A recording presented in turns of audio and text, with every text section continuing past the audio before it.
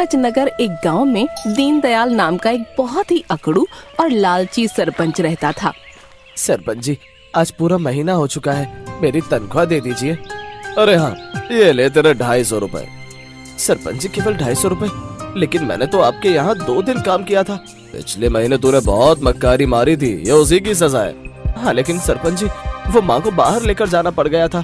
तू ये बता, तनख्वाह तेरी माँ की सेवा की लेता है या मेरे यहाँ काम करने की? अब चुपचाप ये 250 रुपए पकड़ और सीधे चलते बन।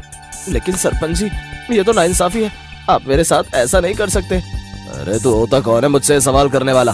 अब तुझे 250 रुपए भी नहीं मिलेंगे, निकल यहाँ से। सरपंच जी ऐसा मत कीजिए, मैं मेरी माँ का इलाज कैसे करवाऊंगा? अरे जा रहा है कि मैं अपने आदमियों को बुलाकर तेरी पिटाई करवाऊं। वो मजदूर रोते हुए अपने घर चला जाता है। मजदूर के जाने के बाद सरपंच का एक खास आदमी मुंशी प्रेमचंद वहाँ आ जाता है।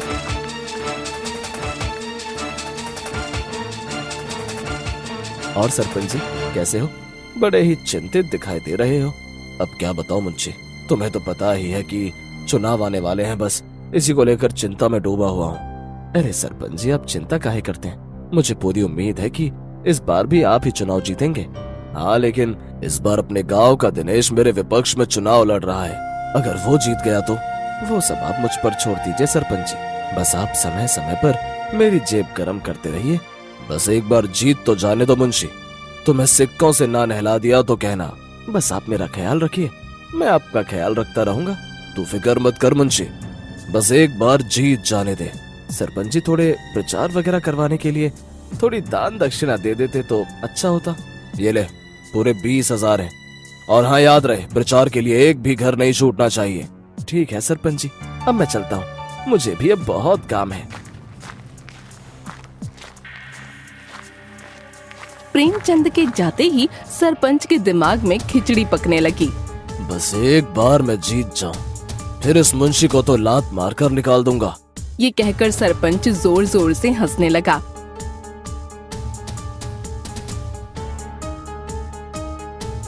देखो सुनीता, तुम्हारे कहने पर मैं चुनाव में खड़ा तो हो गया, लेकिन क्या मैं जीत पाऊंगा? देखिए जी, मुझे पूरा विश्वास है कि आप चुनाव जरूर जीतेंगे। बस आप ऊपर वाले पर भरोसा रखिए। दीनदयाल सरपंच ने सभी जगह उसके पोस्टर लगवा दिए और वो पता नहीं लोगों को क्या क्या लालच देगा जीतने के लिए। वो अकड़ू सरपंच कितना भी लालच दे दे, लेकिन जीतेंगे तो आप ही, मुझे पूरा विश्वास है। दिनेश और सुनीता आपस में बातें कर ही रहे होते हैं कि तभी सरपंच दीनदयाल उनके घर आ जाता है।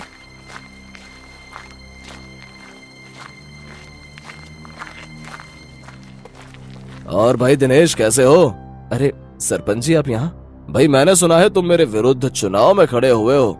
देखो भाई, तुम्हारी भलाई इसी में है कि तुम चुनाव से हट जाओ, नहीं तो तुम्हारे लिए अच्छा नहीं होगा। इतने में ही सुनीता बोल पड़ती है। देखिए सरपंच जी, आप मेरे पति को ऐसे धमकी नहीं दे सकते।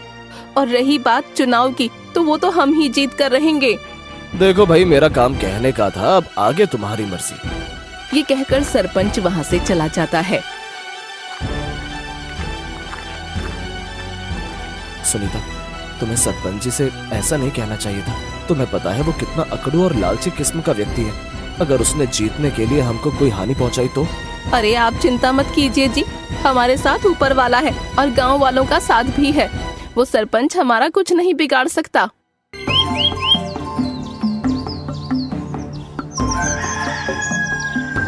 कुछ दिन बाद पूरे गांव में चुनाव का माहौल बनने लगा। चारों तरफ चुनाव की चर्चा होने लगी।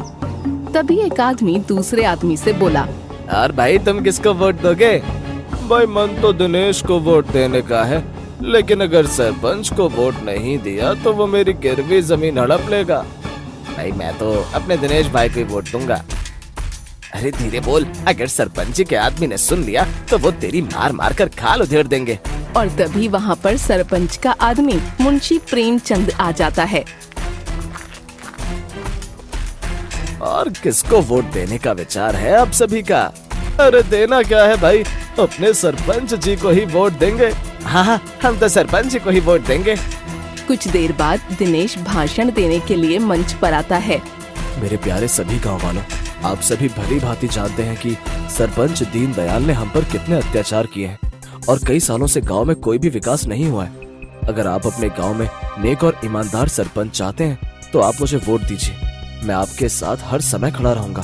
और इतने में ही एक आदमी दौड़ते हुए वहाँ आता है और कहता है, अरे गांव वालों, तुम यहाँ क्या कर रहे हो? वहाँ पर सरपंच दीनदयाल सभी को मुफ्त में राशन और पैसे बांट रहा है।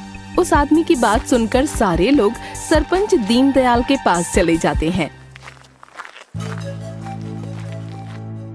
देखा सुनीता, उस सरपंच ने राशन और पैसों का लालच देकर सारे गांव वालों को अपनी ओर आकर्षित कर लिया। जी, मुझे तो दाल में कुछ काला लगता है। ये लालची सरपंच लोगों पर 1 रुपया खर्च ना करे और आज सबको मुफ्त में राशन बांट रहा है। बात तुम्हारी सही है सुनीता, जरूर इसने कुछ घोटाला किया है। हमें भी वहाँ जाकर देखना चाहिए। हाँ जी, चलिए। ये कहकर दोनों सरपंच के यहाँ चले जाते हैं। वहाँ जाकर देखते हैं कि सरपंच का आदमी मुंशी लोगों को मुफ्त में राशन बांट रहा है। ये लो गाँव वालों, मुफ्त में राशन, जितना मर्जी उतना ले जाओ। ए जी, इनके पास इतने सारे पैसे आए कहाँ से राशन बांटने के लिए? वो सब तो ठीक है, लेकिन सरपंच दिखाई नहीं दे रहा है। ए जी, वो रहा पेड़ के पीछे, लगता है किसी से बात कर रहे हैं। सुनीता, तुम यही रुको, मैं जाकर उसकी बात सुनकर आता हूँ। दिनेश चुपके से सरपंच के पीछे चला जाता है और छिपकर उसकी बातें सुनने लगता है। अरे हाँ जग्गू भाई, मैंने तुमसे जितना भी राशन लिया है मैं उसके पैसे तुमको कल रात को दे दूंगा। अरे हाँ, वही पैसे जो सरकार ने मुझे सड़क निर्माण के लिए दिए थे। अच्छा, तो ये बात है, इस सरपंच ने सड़क निर्माण के सारे पैसे इस राशन में लगा दिए। मुझे तुरंत ये सारी बातें पुलिस को बतानी होंगी।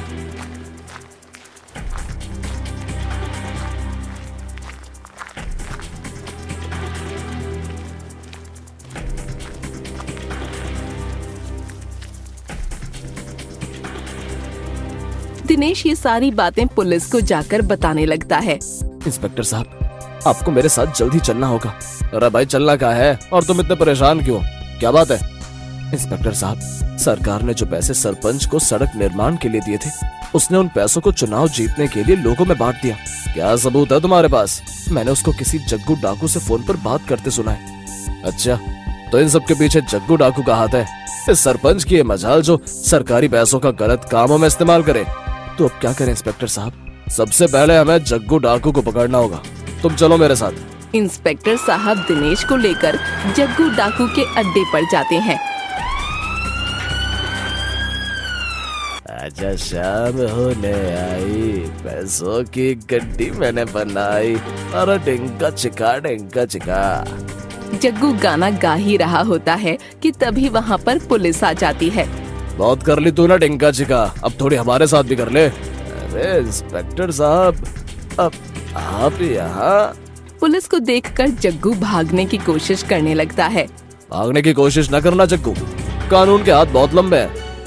मैंने क्या किया इंस्पेक्टर साहब? खबर मिली कि तूने उस सरपंच को चोरी का राशन दिया है। नहीं इंस्पेक्टर साहब, ये खबर झूठी है। इंस्पेक्टर एक लाठी से जग्गू की पिटाई करने लगता है। मुझे माफ कर दीजिए इंस्पेक्टर साहब, उस सरपंच ने मुझको ये सब करने को बोला था। अब आना उठ पहाड़ के नीचे। इंस्पेक्टर जग्गू और उसके आदमियों को गिरफ्तार कर लेते हैं और इधर दीनदयाल सरपंच का भाषण शुरू होता है। मेरे प्यारे गांव वालों, मुझे आप सभी को राशन बांटकर बहुत अच्छा लगा। अगर आपने मुझे वोट दिया तो मैं वादा करता हूँ कि मैं सरकार से दरख्वास्त करूंगा कि वो अपने गांव की सड़क को जल्द ही बनवाए। सरपंच की ये झूठी बातें सुनकर सारे लोग ताली बजाने लगते हैं और इतने में ही वहाँ पुलिस आ जाती है। गांव वालों, मेरा ये कहना है कि आप सभी सरपंच को वोट ना दें, क्योंकि ये एक बहुत ही धोखेबाज और मक्कार है। इसने आप सभी को जिन पैसों से जो राशन दिया है, वो पैसा सरकार ने इसको सड़क निर्माण के लिए दिए थे। पुलिस की बात सुनकर सरपंच वहाँ से भागने लगता है। भाइयों, इसको पकड़ो, इसने हम पर बहुत ही अत्याचार किए। अरे मारो इसे। हाँ भाइयों, मारो इसको। सभी गांव वाले सरपंच के पीछे पड़ जाते हैं और उसके ऊपर टमाटर और अंडों की बारिश कर देते हैं। अरे कोई तो बचाओ। अरे अरे भैया, तेज लग गई रे। अरे बहुत तेज लग रही है मुंशी, मैं तुझे छोड़ूंगा नहीं। अरे सरपंच जी, पहले अपनी जान तो बचा लो, फिर मुझे पकड़ना। अरे बचाओ। अरे भैया रे। सरपंच और मुंशी दुम दबाकर वहाँ से भाग जाते हैं। फिर दिनेश को गांव का नया सरपंच बनाया जाता है और इंस्पेक्टर साहब दिनेश को माला पहनाते हैं। फिर सभी गांव वाले दिनेश के लिए तालियां बजाते हैं। मुझे सरपंच बनाने के लिए आप सभी का बहुत बहुत धन्यवाद गांव वालों। और आज मैं सभी के सामने कसम खाता हूँ कि मैं अपने गांव पर आज नहीं आने दूंगा। मैं कहती थी ना जी, आप जरूर जीतेंगे। चाहे बुराई लाख कोशिश कर ले, लेकिन जीत हमेशा सच्चाई और अच्छाई की ही होती है। हाँ सुनीता, हमारा सरपंच कैसा हो, दिनेश भैया जैसा हो। हमारा सरपंच कैसा हो, दिनेश भैया जैसा हो। दिनेश के सरपंच बनने की खुशी में सभी नाच रहे होते हैं। तभी भीड़ में से एक आदमी ने दिनेश पर गोली चला दी। आए राम। ये कहकर दिनेश जमीन पर गिर जाता है और वो मुजरिम गोली चलाकर भाग जाता है। हवलदारों, जरा पकड़ो उस मुजरिम को। कुछ हवलदार उस मुजरिम को पकड़ने के लिए उसके पीछे भागते हैं। ए जी, आपको क्या हुआ? उठिए ना, उठिए। दिनेश को जल्द ही पास के अस्पताल में भर्ती करवाया जाता है। डॉक्टर साहब, मेरे पति ठीक तो है ना? देखिए, घबराने वाली कोई बात नहीं है। हमने उनके शरीर से गोली निकाल दी है। उनको कुछ ही देर में होश आ जाएगा। सारे गांव वाले दिनेश के ठीक होने की कामना कर रहे थे। भाभी जी, आप निश्चिंत हो जाइए, दिनेश भैया जल्दी ठीक हो जाएंगे। हाँ भैया जी। और इतने में ही डॉक्टर बाहर आते हैं और कहते हैं, देखिए अब इनको होश आ चुका है, आप इनसे जाकर मिल सकते हैं। आप ठीक तो है ना? तुम्हारे होते हुए मुझे कुछ हो सकता है। और इतने में ही इंस्पेक्टर साहब वहाँ आ जाते हैं। अब कैसी तबीयत है तुम्हारी दिनेश? अब ठीक लग रहा है इंस्पेक्टर साहब। इंस्पेक्टर साहब, क्या वो मुजरिम पकड़ा गया जिसने इन पर गोली चलाई थी? हाँ, हमने उसको गिरफ्तार कर लिया है। वो सरपंच का एक जासूस था। दिनेश के ठीक होते ही सभी लोग खुशी से झूमते, गाते और नाचते हैं।